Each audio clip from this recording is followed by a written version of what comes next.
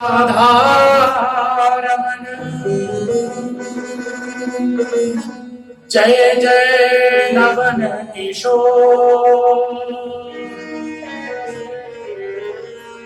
जय गोपी चित चोर प्रभु जय जय माखन चोर। बोलिए साचे दरबार की जय, बांके बिहारी लाल की जय, श्री राधा रानी सरकार की जय। आइए आज कथा में प्रवेश करने से पूर्व कुछ पल अपनी वाणी पवित्र करने के लिए, प्रभु के चरणों में अपना ध्यान लगाने के लिए, अपनी बुद्धि वाणी मन को शुद्ध करने के लिए कुछ समय हरि नाम का संकीर्तन करेंगे। सभी ने साथ में बोलना है, प्रभु को याद करना है। कैसे? जिस प्रकार से मीरा ने किया कि हे प्रभु, हम आपको याद करते हैं, आपको बुलाते हैं, आप आइए। हम जिस श्रद्धा से, जिस भावना से आपकी कथाओं का रसपान कर रहे हैं प्रभु, ये हमारे जीवन का कल्याण करने वाले हो, हमारी आत्मा का कल्याण करने वाले हो। तो आइए प्रभु का भजन करते हैं, संकीर्तन करते हैं। श्री कृष्ण गोविंद हरे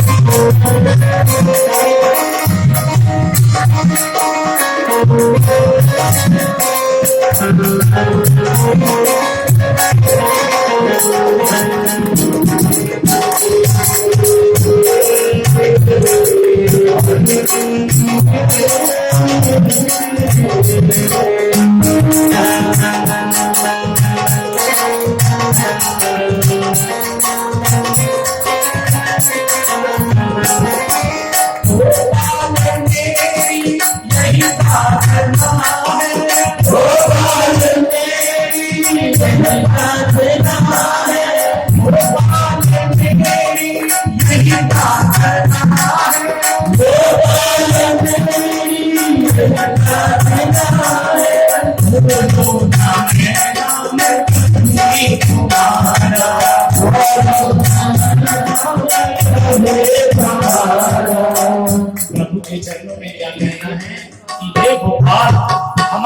प्रार्थना है। हम बार बार यही प्रार्थना करते हैं कि हमारी जुबान से आपका नाम कभी बिसरे ना, हम आपको कभी भी भूले ना, हर क्षण हर समय हम आपको याद रखें। गोपाल मेरी यही प्रार्थना है, गोपाल मेरी यही प्रार्थना है, नाम कभी तुम्हारा, नाम कभी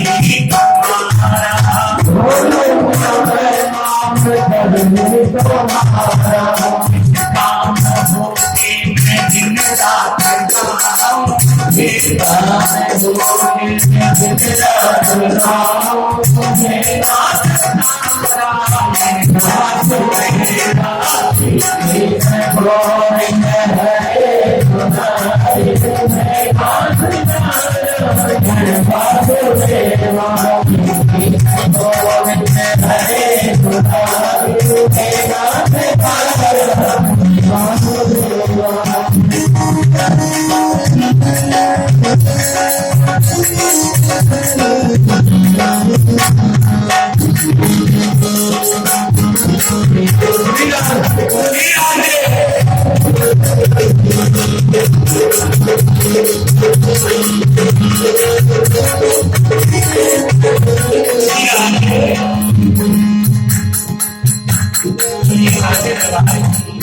क्या प्रार्थना करनी है प्रभु के चरणों में, क्या करनी है कि हे प्रभु आपका नाम हम कभी ना भूलें। ताली सुनने की किसी सेवा से श्री कृष्ण गोविंद हरे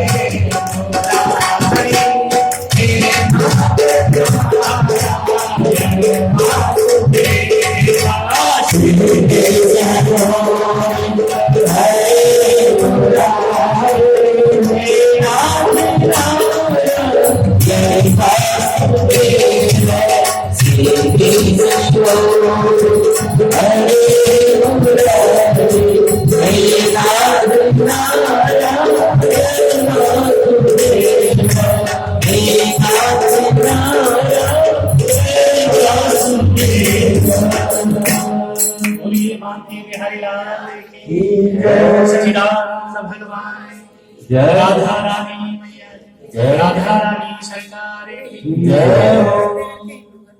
तो आइए परम मंगल श्रीमद् भागवत महापुराण परम संहिता वैष्णव संतों का परम धर्म श्रीमद् भागवत महापुराण परमहंस चक्र चूड़ामणि श्री सुखदेव भगवान जी का आत्मधन श्रीमद् भागवत महापुराण प्रभु श्री वृंदावन चंद्र वांके बिहारी की एवं विश्वानंदनी आनंद कर श्री राधा रानी की अनंत कृपा करुणा से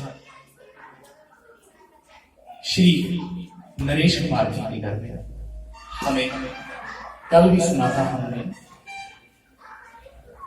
श्री नरेश कुमार जी के घर में पुत्र नरेंद्र जी के घर में इस स्थान पर इस प्रांगण में प्रभु की अनंत कृपा से श्रीमद् भागवत महापुराण की कथा का हम स्मरण कर रहे हैं। आपने कल श्रीमद् भागवत महापुराण का महात्म्य सुना। महात्म्य की इतनी महिमा है कि जिसमें श्री बांके बिहारी जी उनकी कृपा हमारे ऊपर कैसे बनती, कैसे प्रभु की कृपा आती है, ये हमने कल महात्म्य में सुना। किस प्रकार से श्रीमद् भागवत की कथा श्रवण मात्र से, सुनने मात्र से भक्ति, ज्ञान और वैराग्य उनके कष्ट की निवृत्ति हुई। और उसके बाद हमने सुना कि धुंधुकारी जैसा प्रेत कितना बड़ा पापी था, जिसने अपने जीवन में पाप के अतिरिक्त और दूसरा कोई काम ही नहीं किया, अपने माता पिता की सेवा नहीं की, और कभी कोई दान, कोई पुण्य, ब्राह्मणों की सेवा, गऊ की सेवा उसने कभी नहीं। इतना बड़ा पापी था, फिर भी वो तर गया। किसका आश्रय लेकर के? श्रीमद् भागवत महापुराण का। श्रीमद् भागवत महापुराण बंधुओं एक ऐसा ग्रंथ है जो पापी से पापी जीव को प्रभु भक्ति में और यानी सन्मार्ग की ओर अग्रसर करता है। जो जीव श्रीमद् भागवत की कथा में आकर के बैठ जाता है, कथा को श्रवण करता है, सुनता है, उसके करोड़ों पाप कट जाते हैं। सिर्फ कथा प्रांगण में, कथा पंडाल में बैठने से। तो आप अंदाजा लगाओ कि यदि कथा में बैठने से ही करोड़ों पाप कट जाते हैं, तो कथा को श्रवण करने के बाद अगर हम चिंतन करें प्रभु के नाम का, इन कथाओं का चिंतन करें। क्यों? क्योंकि ये कथाएं हमें कुछ ना कुछ सिखाती हैं, हमारे जीवन में बदलाव लाती हैं। अगर हम इन्हें पूरी श्रद्धा से सुने, श्रवण करें, तब जाकर के हमारा कल्याण हो सकता है। कल हमने श्रवण किया कि जो श्रीमद् भागवत कथा है, ये किसकी खुराक है? क्योंकि इस शरीर को चलाने के लिए हम प्रतिदिन भोजन करते हैं। भोजन कितने बार करते हैं दिन में? कम से कम 3 बार। सुबह उठे, बेड पे चाय, उठते बाद में है, पहले चाय बेड पे पहुंच जाती है। अब उसको बोलते हैं बेड टी, इंग्लिश में बोलते हैं बेड टी। पहले का जो समय था, उस समय में जो लोग थे वो सुबह उठ करके पहले प्रभु का नमस्कार करते थे, प्रभु का वंदन करते थे, मां पृथ्वी की याचना करते थे, पृथ्वी से क्षमा मांगते। क्यों? क्योंकि हम प्रतिदिन जब अपने बेड से नीचे उतरते हैं तो हमारा पैर जो पृथ्वी को स्पर्श करता है, तो क्या पृथ्वी को वजन महसूस नहीं होता? हम जब 5 किलो का वजन अपने हाथ में उठाते हैं या अपने सिर पे रखते हैं, तो हमें पता चलता है कि वजन ये चीज है। तो देखो पृथ्वी ने कितना वजन अपने ऊपर ले रखा है, कितने कितने बड़े महल बन रहे हैं। पृथ्वी को हम खोदते हैं, पर पृथ्वी फिर भी सहनशील है, हमें कुछ ना कुछ वो देती है। जमीन में हम बीज बोते हैं खोद करके, फिर भी पृथ्वी हमें क्या देती है? अन्न देती है, फल देती है। पृथ्वी से हमें सीखना चाहिए, हमें भी विनम्रता के साथ इस जीवन में विचरण करना चाहिए। हमारे अंदर भी विनम्रता आनी चाहिए। तो भागवत की कथा हमें यही सिखाती है, जीवन में हमें किस प्रकार से इस संसार में रहना है। संसार तो चल रहा है बंधुओं, संसार रुकने वाला नहीं है। संसरती सरकती गचती की संसार, जो कभी रुकता नहीं, ये अपनी गति से चल रहा है। जो काल का चक्र है, काल व्याल ग्रास त्रास निर्णास हेतवे, वो चक्र चल रहा है, वो रुकने वाला नहीं है। श्रीमद् भागवत कथा हमें यही सिखाती है कि हमने जीवन में क्या करना है, क्या नहीं करना है। अगर हम इसको पूरे श्रद्धा से सुने, जो भी प्रसंग, जो भी कथाएं यहां सुनाई जाती हैं, उन कथाओं से हम अपने आप कुछ सीखें कि इस कथा में क्या कहा गया है। अब धुंधुकारी की कथा हमने सुनी, श्रवण करी कि धुंधुकारी का अंत में क्या हुआ। उसने पाप तो बहुत किए, अंत में क्या हुआ, उसको प्रेत योनि में जाना पड़ा। प्रेत योनि के अंदर जाने के बाद उसका उद्धार किसने किया? गोकर्ण जी ने। किसके द्वारा किया? श्रीमद् भागवत महापुराण। धुंधुकारी को तो गोकर्ण जी मिल गए, विद्वान थे। अगर सोचो कोई और व्यक्ति उसकी जगह ऐसे प्रेत योनि में चला जाए तो क्या उसका छुटकारा हो सकता है? ये बड़ी मुश्किल की बात है। ये भी भाग्य से होता है। अगर बांके बिहारी की प्रभु की कृपा हमारे ऊपर हो जाए तो जीव कभी प्रेत नहीं बनता, अगर प्रभु का नाम लेता रहे। पूरे दिन में जीव 21,600 श्वास लेता है। कल भी मैंने बताया 21,600 में से अगर हम एक श्वास में भी श्रद्धा से प्रभु का नाम सिमरन कर लें तो हमारा जीवन पार हो सकता है। अब भव सागर से पार हो सकता है हमारा जीवन, अगर पूरी श्रद्धा से, निष्ठा से, विश्वास से हम ये करेंगे। क्योंकि ये दुनिया, ये संसार चल रहा है, ये विश्वास के ऊपर ही चल रहा है। भागवत में लिखा है कि जो जीव कथा में आकर के बैठता है, कथा पंडाल में आकर के बैठता है, ऐसा निश्चय ही है उससे उसके जीवन में परिवर्तन जरूर आएगा। उसका मार्ग है जो परिवर्तन जरूर होगा। ये 99% गारंटी है जो श्रद्धा से सुनेगा। ऐसा नहीं यहां से सुनी, बाहर गए और पल्ला झाड़ दिया, ऐसा नहीं। फिर तो क्या बदलना है, क्या परिवर्तन आएगा? उसको ग्रहण करो, पियो भागवत को। आगे आ रहा है प्रसंग कि भागवत को कैसे सुनना चाहिए, कैसे पीना चाहिए।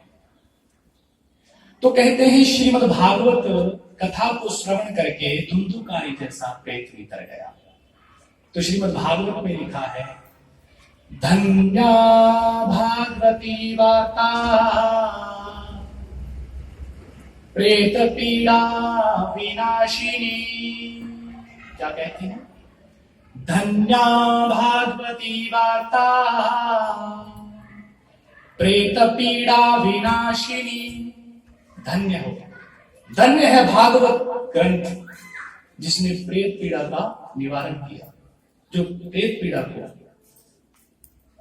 निवारण करने वाली है श्रीमद् भागवत। ऐसी श्रीमद् भागवत महापुराण को हमारा बार बार वंदन है, नमस्कार है। बोलिए जय श्री राधे, जय श्री राधे, जय श्री राधे। भगवतः इदं चरितम यस्मिन् तत् भागवतम। भागवत में लिखा हुआ है, क्या लिखा है? भगवतः इदं चरितम यस्मिन् ततः भागवतम। भागवत में किसके चरित्र हैं ज्यादा? किसके बारे में लिखा हुआ है भागवत? बांके बिहारी के बारे में, प्रभु के बारे में, कि प्रभु की कृपा हम कैसे प्राप्त कर सकते हैं। ये सब भागवत के अंदर लिखा हुआ है।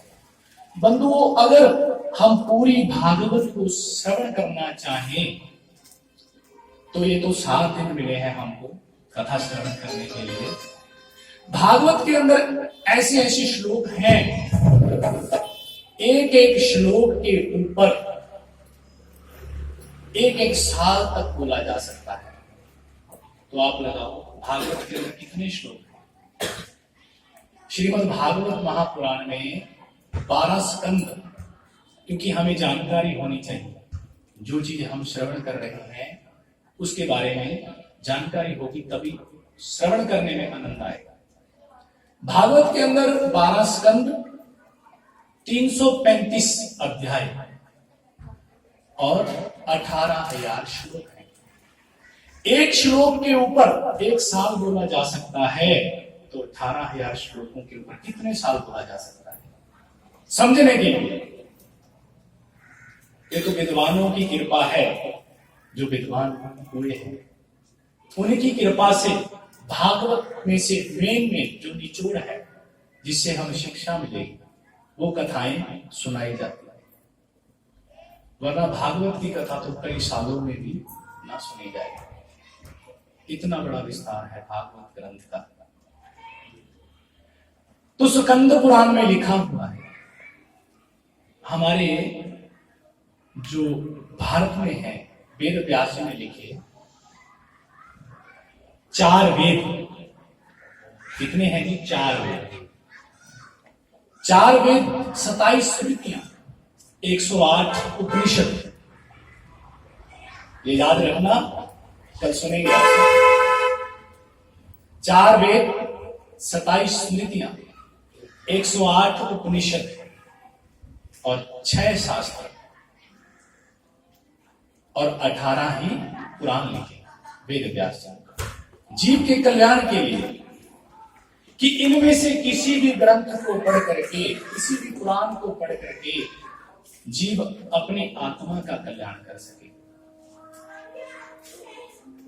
इस शरीर को चलाने के लिए हम भोजन करते हैं, अन्न खाते हैं, पर जो आत्मा है हमारी उसके लिए क्या करते हैं? ये श्रीमद् भागवत कथा हमारी आत्मा की खुराक है। अगर हम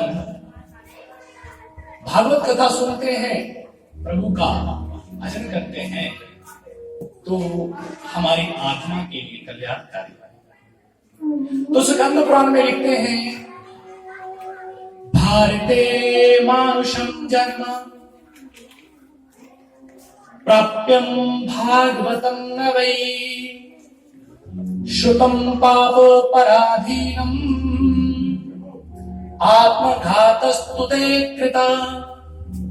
क्या कहते हैं? भारत जो हमें ये जीव मिला है, जीवन मिला है, भारत में जन्म लेने के बाद, देखो देश तो बहुत है, कनाडा है, अमेरिका है, ऑस्ट्रेलिया है, बहुत देश है। पुराणों में क्या लिखा है? स्कंद पुराण की अंदर लिखा हुआ है, भारते मानुषम जन्म।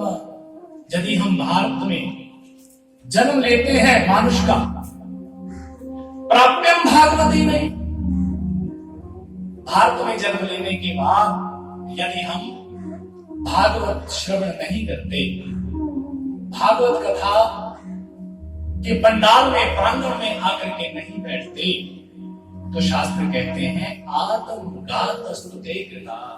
वो जीव अपनी आत्मा का घाती है, अपनी आत्मा को दबाने वाला है, अपनी आत्मा को खत्म करने वाला है। क्यों? आत्मा का जो असली अस्तित्व है, आत्मा की जो असली खुराक है, वो श्रीमद् भागवत है। कहते हैं प्रभु की कथा सुर तरु की छाया और दूर भये दुख निकट ज्वाला। कहते हैं जो प्रभु की कथा है, सुर तरु किसको बोलते हैं? कल्प वृक्ष को। कल्प वृक्ष उसे कहते हैं जिसके नीचे बैठ करके हम मन में जो भी ध्यान करें वो हमें मिल जाता है। तो श्रीमद् भागवत जो कथा है वो हमें हर प्रकार का सुख देने वाली है, हर प्रकार का सुख प्रदान करने वाली है। बोलिए जय जय श्री राधे, श्री राधे, श्री राधे, श्री राधे। कहते हैं जीव को राधे राधे हर समय कहना चाहिए, क्योंकि राधे राधे कहने में हमारा कोई पैसा नहीं लगता, कोई धन नहीं लगता हमारा। राधे राधे इतना मीठा नाम है, अगर हम श्रद्धा से, भक्ति भाव से राधा रानी को याद करते हैं, उनकी अनुकंपा से, कृपा से, हम प्रभु की भक्ति को प्राप्त कर पाते हैं। तो आगे की कथा हम भागवत में प्रवेश कर रहे हैं। भागवत महापुराण का प्रथम स्कंद यहां से प्रारंभ हो रहा है। वेद व्यास जी भागवत की कथा को जब प्रारंभ कर रहे हैं तो उन्होंने मंगलाचरण किया। जन्मादयस्य यतोऽन्व्याधितरतः चार्थेष्वभिज्ञः स्वराट् तेने ब्रह्म हृदयाय आदिकवये मुह्यन्ति यः सूरया तेजो वारिमृतां यथा विनिमयो यत्र त्रिसर्गो वृषा धाम्ना स्वेन सदा निरस्तकुहकम् सत्यं परं धीमहि। तो वेद व्यास जी भागवती की कथा कहां से श्रवण कर रहे हैं? सत्यम परम धीमहि। हमने कल भी श्रवण किया था कि सत्य कौन है? ये संसार सत्य नहीं है। जो ये हम संसार की बनावटी चीजें देख रहे हैं ये सत्य नहीं है। सत्य कौन है? श्री बांके बिहारी राम प्रभु ही सत्य हैं। श्री रामचरितमानस में तुलसीदास जी लिखते हैं, धर्म न दूसर सत्य समाना, धर्म न दूसर सत्य समाना, धर्म न दूसर सत्य समाना, धर्म न दूसर सत्य समाना, धर्म न दूसर सत्य समाना, धर्म न दूसर सत्य समाना।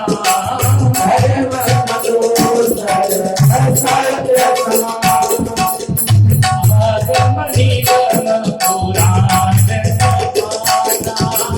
आगम निगम पुराण गाना, आगम निगम पुराण गाना, आगम निगम पुराण गाना। बोलिए बांके बिहारी राम की जय। को स्वामी तुलसीदास जी लिखते हैं श्री रामचरितमानस के अंदर, धर्म न दूसर सत्य समाना, आगम निगम पुराण बखाना। कि जो धर्म है वो सत्य है, इसके समान कोई धर्म नहीं। आगम निगम वेद पुराना, वेदों में पुराणों में यदि कहा गया है कि सत्य ही धर्म का मूल है। आज की जो स्थिति है सत्य को और धर्म को हम छोड़ते जा रहे हैं। धर्म हम हर एक जीव को करना चाहिए, हर एक जीव को करना चाहिए, तभी हमारा कल्याण हो सकता है। सत्येन धार्यते पृथ्वी, सत्येन धार्यते पृथ्वी, सत्येन तपते रवि, सत्येन वाति वायुश्च सर्वं सत्यम प्रतिष्ठितम। कहते हैं पृथ्वी जिसने इतना वजन उठा रखा है वो सत्य है, हम देख रहे हैं। रवि कहते हैं भगवान सूर्य को, सूर्य तप रहा है। सुबह जब सूर्य चढ़ता है तो कितनी गर्मी होती है, कितनी आग है सूर्य के अंदर। ये एक सत्य है। सत्येन वाति वायुश्च, जैसे हवा हम श्वास लेते हैं वायु, ये भी सत्य है। सर्वम सत्यम प्रतिष्ठितम, इनको जब हम सत्य मानते हैं तो प्रभु को सत्य क्यों नहीं मानते? प्रभु है।